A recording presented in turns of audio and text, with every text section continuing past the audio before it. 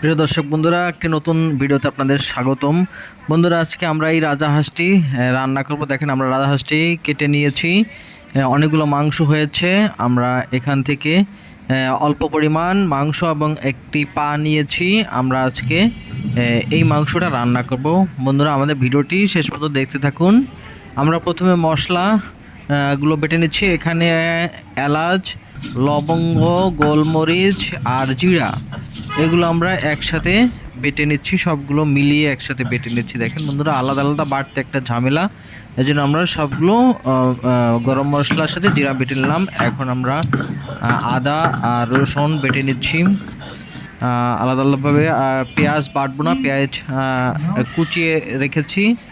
আদা, রসুন, গরম মশলা। এখন আমরা কড়াইতে সরিষার তেল দিয়ে দারচিনি আর হলো তেজপাতা দিয়ে দিলাম। আগে দারচিনি তেজপাতা দেওয়ার পরে আমরা পেঁয়াজগুলো দিয়ে দিলাম।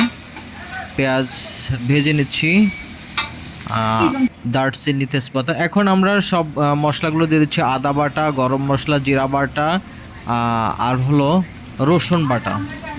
হ্যাঁ, রসুন বাটা, আদা, গরম মশলা, জিরা। এখন আমরা কাঁচা এই পাকা মানে শুকনো মরিচ, যেটা শুকনো মরিচ আমরা দিয়ে দিলাম, বাটা শুকনো মরিচ।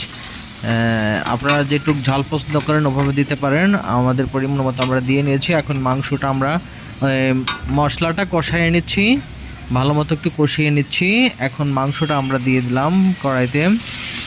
মাংসটা আমরা এখন মশলার সাথে একটু ভালো মতো কষিয়ে নেব, কারণ রাজাহাঁস তো অনেক বড়, মাংসটা একটু শক্ত থাকে, আপনারা সবাই জানেন। এই জন্য একটু ভালো মতো কষাতে হবে। এখন লবণ, হলুদ পরিমাণ মতো আমরা দিয়ে আবার মিশিয়ে দিচ্ছি। ভালো মতো নেড়ে চেড়ে আমরা ভালো মতো কষিয়ে নিচ্ছি।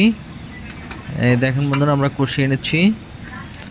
এখন আমরা এই যে কিছুক্ষণ ঢেকে দিয়েছিলাম কষানোর জন্য, আলুটা দিয়ে দিলাম। এখন অনেকক্ষণ আমরা কষিয়েছি, প্রায় 10-15 মিনিট আমরা কষিয়েছি। এখন আমরা আলুটা দিয়ে দিলাম। আলুটা দিয়েও আবার একটু আমরা নাড়াচাড়া করে কষিয়ে নিলাম। এখন আমরা গরম পানি, ফুটন্ত গরম পানি পরিমাণ মতো ঝোল হিসাবে আমরা দিয়ে নিচ্ছি। গরম পানি দিবেন বন্ধুরা মাংসতে, তাহলে ভালো হবে। আমরা গরম পানি দিয়ে দিলাম, যেটুক ঝোল রাখতে চাই আমরা একটু বেশি পরিমাণ দিয়েছি, কারণ অনেক সময় এটা আমাদের জ্বালাতে হবে মাংসটা নরম করার জন্য। এখন ঢেকে দিচ্ছি। দেখেন, ঢাকা দেওয়ার পর কিছুক্ষণ পর আমরা উঠাচ্ছি। এখন পুরো হিট দিয়ে আমরা জ্বালাচ্ছি। এই যে মাংসটা এখন সিদ্ধ হচ্ছে, আর একটু নাড়িয়ে চাড়িয়ে দিলাম। কিছুক্ষণ নাড়িয়ে চেড়ে আবার ঢেকে দিলাম। ঢেকে এই দেখেন বন্ধুরা, প্রায় 10-15 মিনিট পর আবার উঠালাম। এই যে দেখেন, অনেক ঝোল কমে গেছে আমাদের মাংসর। দেখেন, শুকিয়ে গেছে। এখন আমরা আবার কি করব, একটু নেড়ে চেড়ে দেবো। দেখেন বন্ধুরা, কত সুন্দর কালার হয়েছে আমাদের মাংসর। বন্ধুরা, আমাদের ভিডিওটি ভালো লাগলে অবশ্যই চ্যানেলটি সাবস্ক্রাইব করে আমাদের পাশে থাকবেন। বন্ধুরা, আপনারা ভিডিও ভালো মতো দেখেন না, শেয়ার করেন না, এই জন্য ভিডিও তৈরিতে আমার সেই অনীহা চলে আসছে। যাই হোক, এটা প্রত্যেক দিন আমরা যেটা রান্নাবান্না করি সেটাই আমরা দিয়ে যাচ্ছি।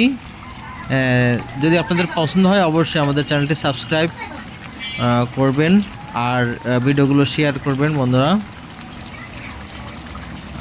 দেখেন বন্ধুরা, আমরা একটু নাড়াচাড়া করে দিচ্ছি, নাড়াচাড়া করে দিলাম। এই যে দেখেন, ফুটতেছে এখন পুরো মাংসটা। আমাদের মাংসটা প্রায় হয়ে আসছে বন্ধুরা, বেশি সময় নাই আমাদের, শেষের পর্যায়ে রান্নাবান্না। দেখেন, এই যে ঝোল শুকিয়ে আছে, পুরা ঝোল শুকিয়ে গেছে। এই যে এখন আমরা নামিয়ে ফেলছি বন্ধুরা। আমরা ভিডিওটি বেশি বড় করলাম না, কারণ রান্না করতে প্রায় অনেকটা সময় লাগে, তাই আমরা শর্টকাটের মধ্যে আপনাদের দেখালাম।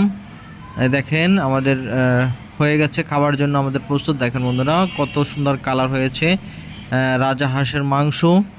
আপনারা আমাদের মতো রাজাহাঁস মাংস কিনে রান্না করে খেয়ে দেখবেন বন্ধুরা, অনেক মজা রাজাহাঁস। আর বন্ধুরা, আমাদের ভিডিওটি শেষ পর্যন্ত দেখার জন্য আপনাদের অনেক ধন্যবাদ। আশা করি সবসময় আমাদের পাশে থাকবেন। Thank you.